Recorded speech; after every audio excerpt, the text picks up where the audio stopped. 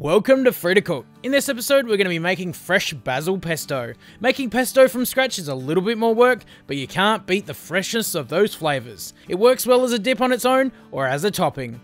First add 2 or 4 cloves of garlic to a pestle and mortar. Then a pinch of salt. This will help mince the garlic. Crush the cloves until they're fully minced.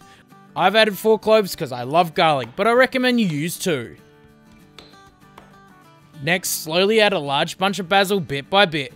If your basil happens to have small little flowers, don't be afraid to use them as it adds a sweet flavour. Continue adding more and more basil until it becomes a paste.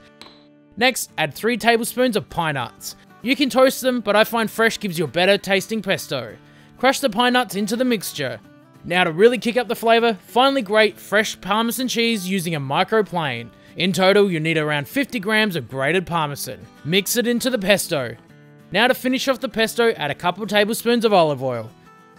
Add more or less depending on the texture you want. There you have it, basil pesto. Nothing beats fresh pesto. The flavours are stronger and you can customise it to your taste. If you found this recipe helpful, don't forget to share it, subscribe to the channel, like us on Facebook, follow us on Instagram, and if you have any recipe suggestions, leave them in the comments.